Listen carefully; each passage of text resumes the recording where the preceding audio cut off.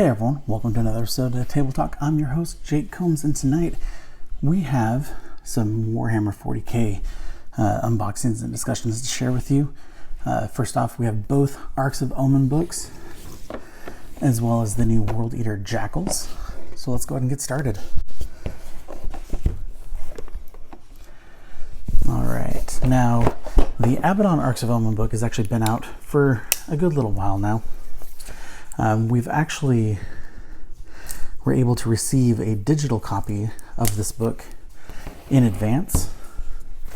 And so our review for the book and discussion of it is already online on the nerdcult.com website. So something to check out there.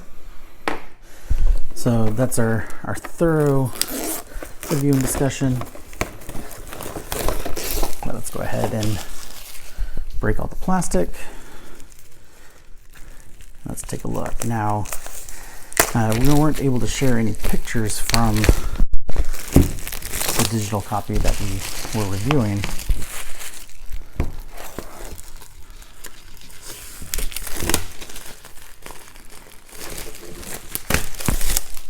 Mostly because they were heavily watermarked. There we go. So first off, I absolutely love the covers for these. Definitely a very, very cool design. I mean, like basically like the ships that you see on the cover, very much resemble different points on the 8-pointed star, traditional chaos symbol that you usually see. At least very similar, almost look like arrowheads. And by far in 40k, Abaddon has always been one of my absolute favorite members of the chaos side of things. And now, for those that have been following the show for a long time, will have heard me discuss the Gaunt's Ghost series. And the Gaunt's Ghost by far are my favorite characters in the 40k universe. But when it comes to the chaos side of things, Abaddon will always have a special place there, because when the original Abaddon model came out, way back when, we're talking over 20 years ago, that was actually the very first 40k model I ever got for myself, and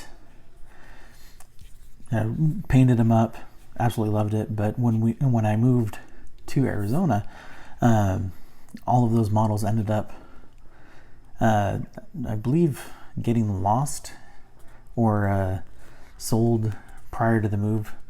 And, so it's always one of those models that I've always wanted to get back. And, if you, previous viewers may also note that, a while ago we did do an unboxing of the new release of the model. And, so I've always been looking for an excuse to really showcase him and use him. And so Arks of Omen really is, that story for me. There's not really many books that, feature him as a character other than the Horus Heresy books. Because of the War Master, he doesn't have, as big of a role in those books as, we're used to now, because he's taken over as the War Master for his Legion. And, so this is his newest attack. And, essentially it is one that, if pulled off, can definitely, shake the very foundations of the 40k universe. And, so we're just going to showcase a few things in here. You do have a large amount of lore. It's a fantastic read. Like I said, we did receive that digital copy. Like right here, we have some scenes of battle. Now, the theater of the battle itself, where most event type things, take place on a wide scale planet or a system, where you have a lot of different types of terrain going on. And really what's happened here in the Arks of Omen story is Abaddon has weaponized the Blackstone fortresses, and is essentially sending them out in order to essentially destroy the known universe, subjugate it to his will. It's basically let the galaxy burn. And so, with that, this campaign series is set, on those Space Hulks, that are weaponized Space Hulks. Sorry, he didn't weaponize the Blackstone fortresses. He's already gone and done that before. I meant the Space Hulks themselves. Effectively converted a ton of them into, massive fortress ships that are all basically speeding to, the known galaxy and, their place in, essentially dominating everything. And so, with that in mind, most of the fighting is in corridors and chambers of these Space Hulks. And so, that's where, like, you see the new Kill Team boxes, all have terrain specifically for that. You can buy that terrain separately as well. And, but this campaign follows that directly. Now, obviously, the more of those Kill Team sets that you have, the bigger your arena is going to be. Like, right here, we have a section about boarding actions. And as you can see from the pictures, that terrain is all, within those closer confines. And so it does have special rules for those boarding actions. The bulk of this book really, other than the lore, is more setting up your tables for the new style of play. Now, like, obviously, you're not in these battles. You're not going to be able to send out your massive tanks, Lehman Russes, obliterators, things like that. Simply, there isn't room to do so. And so, it definitely is going to cripple a lot of players as far as their armies.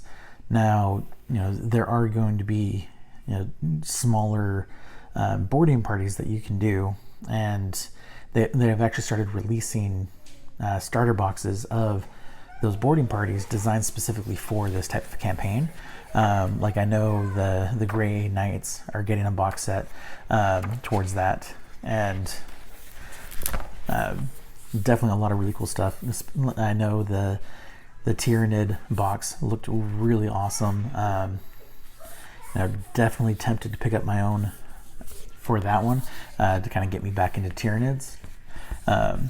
But definitely a great read alone, even if you don't play 40K, consistently. The reading material in here is fantastic. It's worth buying this book alone for. Now, I expect Arks of Omen Angron, can't remember which, to be very similar in nature. Now, I was not given a review copy of this whatsoever, as far as ahead of time. No digital copies, nothing like that. So I'm going to go ahead and open it up, take a look. So, we are going to have a large section of lore. Now, what's great about the Arks of Omen storyline is it's essentially like this three-pronged attack, with Abaddon leading his forces, Angron leading his, essentially coming in and uniting the world eaters for the first time in forever, it seems like. And his rules for his new model are absolutely insane. Like, this is one of the most overly powered models that I've actually watched in action. Basically, he has the ability to essentially resurrect or return multiple times in a match. So you can have like all of your forces that basically like focusing on getting him out of play, which is definitely very essential. But with him being such a powerhouse, you do that, you're going to lose a lot of forces in the process. And in a lot of cases, depending on your roles, able to just come back. And, basically, have to do it all over again. And so it's gonna be interesting to see if there's any abilities that can actually negate that, because I haven't seen any that I'm aware of. But maybe something like the Grey Knights might have something in place. I've never played the Grey Knights, so I'm not super familiar with how they play or their abilities. But with them specially designed for hunting demons and psychers, I expect that they might have something that might negate some of those psychic abilities, and maybe something like that might be able to prevent Angron from returning. But I mean, there's some fantastic pictures in here as well. I mean, so far page 50, it's pretty much nothing but lore. But I mean, look at that spread. Just these huge epic battles. Continues on showcasing a lot of them. And I mean, here is Angron himself. An absolutely impressive model. I mean, I've always wanted to get a Bloodthirster, but the Bloodthirster model, in my opinion, does not compare to the Angron model. And if I were to get that model, I would definitely kind of modify it to be more of a Bloodthirster than Angron himself, because most of my play is geared towards Age of Sigmar, and Angron being from 40k isn't necessarily going to fit there. So we definitely have to do some conversion work. But with him basically carrying melee weapons, other than some of the cables coming off of him and stuff, I mean, he's already almost ready for Age of Sigmar with very little conversion work needed. Like here, you can actually see one of the Bloodthirsters beside him, and I mean, that model, while looking pretty impressive by itself, in comparison, it just does not hold up to Angron. But going through, we finally hit the rules on page 63. So other than the galleries, everything else is lore prior to that. So in here, it actually has specific boarding action rules featured for the World Eaters, Chaos Space Marines, regular Space Marines, Grey Knights, Astra Militarum, and then Orcs. So this is definitely a lot more, unit or rule heavy. It has special rules for some of the different Chaos factions in here, especially some of the Space Marines as well, like the Black Templars.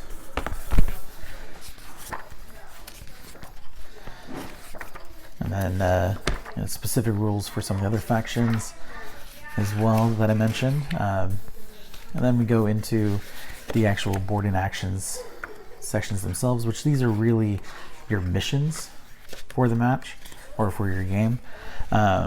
Now, looking at the amount of terrain that they show on the board, it looks like you'll need at least 2 Kill Team boxes worth in order to do a single one of these maps. Don't you stick your tongue out at me. Are you still recording? Yes. Do you make any pina coladas tonight? If you're going to be here. I am. I'm just going to Sophia, coffee rush with Sophia for a little bit. Be that way. I'm coming back. You better. I'm going to hold you to it. These episodes of Love is Blind came out. Oh, really? Yeah. I already watched them. Like a whole new season, or just like follow up from where we left off? After the altar ones. Yes! We're going to have to watch those tonight. So much drama. Obviously. Is it all from like the newest season, or is it like the newest season? Okay, so no follow up for like the previous seasons to see where they're at now, type things. Yeah. None of that. No, it's just following up for season 3. Okay. So like. I still want to watch it. Yeah. Love you, Z. Love you. Have fun.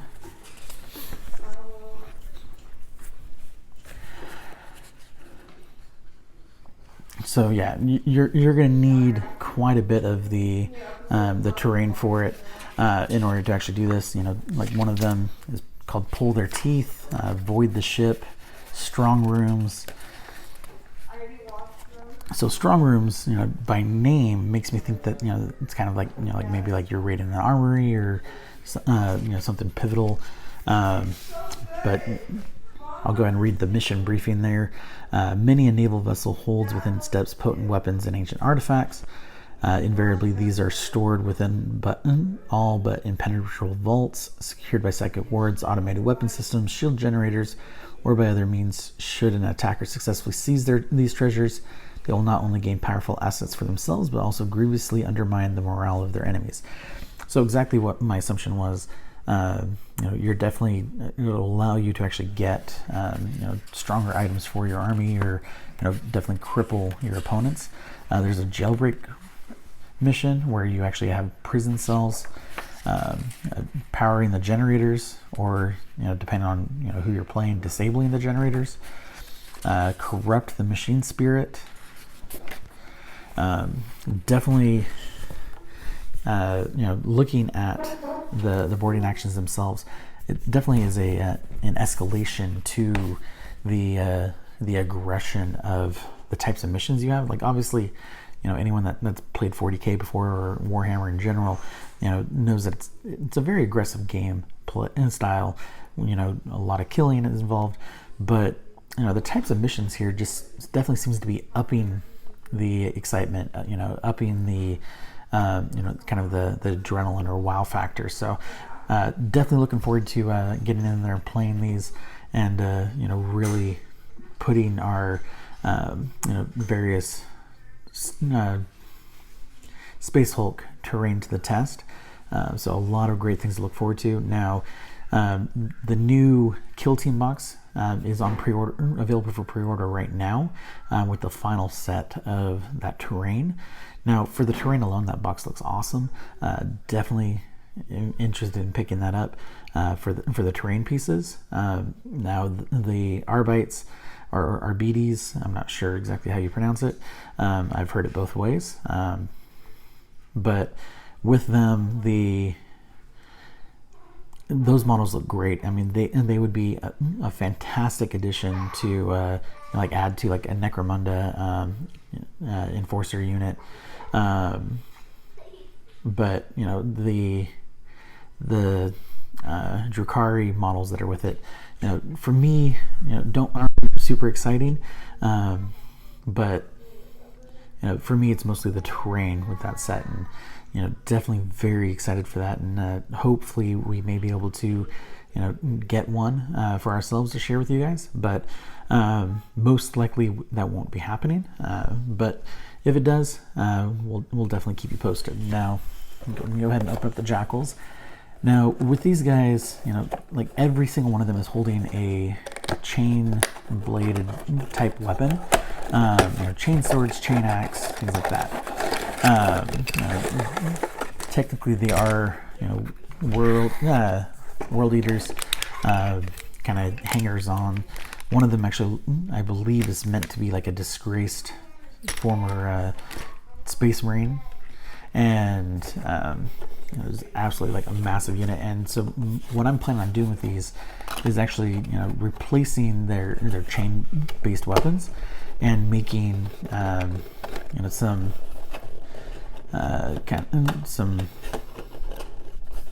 Slaves to Darkness models out of these guys. So definitely some conversion work in my future, mostly just swapping out the weapons, removing some of the more 40k ish things on their belts and things like that. But overall, definitely gonna have some really cool models by the time we're done. So we got two sprues here.